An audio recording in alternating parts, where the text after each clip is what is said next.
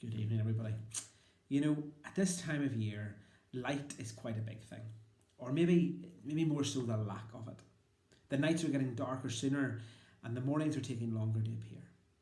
The darkness is slowly consuming the light, and in some respects, it's overpowering it. You know, we get up each day knowing that soon there will be more darkness in the day than there is light. However, we know that in a few months' time, the light is going to make a comeback and it will start to consume the darkness. Days will get longer and eventually there'll be more light in our day than darkness. As seasons change, that is our reality, year in and year out. Yet the same can also be said when it comes to the spiritual side of our lives, with the one exception that once we let the light in, it stays.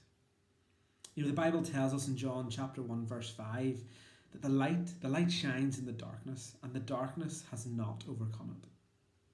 You see, as Christians, once we let Jesus into our lives, he takes up residency in our hearts. We belong to the light and there is no place for darkness in our lives. John chapter 8 verse 12 tells us the words that Jesus spoke, and they are, "I am the light of the world.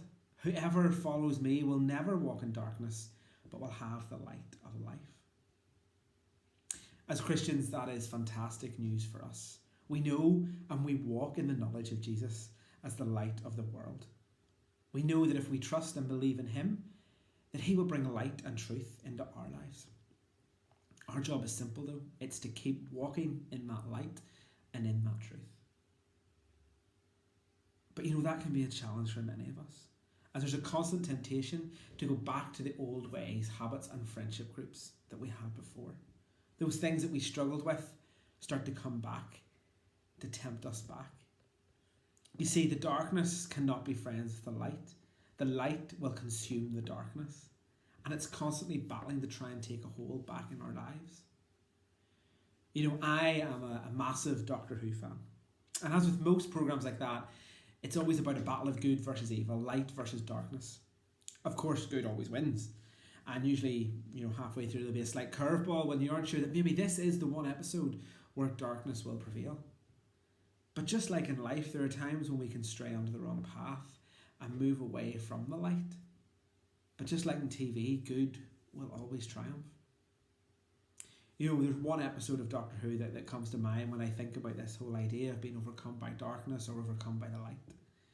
You know, in this episode, light is seeping into the room, and if it catches up with you, then it slowly pulls you in and it devours you until you're gone.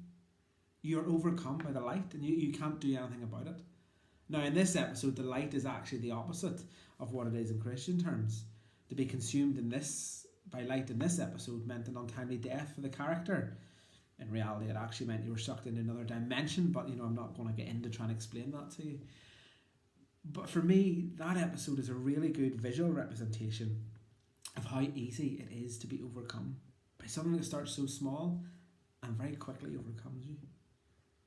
Just like in that episode, as Christians, we can so easily set our foot into the darkness and then slowly become surrounded by it. Albeit we're not likely to end up in another dimension, but you know, you get the idea. You know, the book of Luke, chapter 11, verses 34 to 35 tell us, "Your eye is the lamp of your body. When your eyes are healthy, your whole body is also full of light. But when they are unhealthy, your body is full of darkness. See to it then that the light within you is not darkness." Tonight I want to challenge you with that verse. Tonight I want you to think about, what are the things in the darkness that you're allowing your eyes to stray to? What are the things of your old self that you are looking back on and allowing to become part of you again? And when that happens, we need to call it out. You know, we are in a constant battle.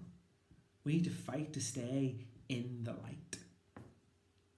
You know, let's push with all that is within us to walk confidently towards the light and to walk confidently in the light. Let us run the race set before us. Even when we're tired and weary, let us boldly go forward with the confidence that we are God's marvellous creation, called out of darkness and into his wonderful light. Tonight, the nights maybe continue to be getting darker, but you are absolutely called to live in the light.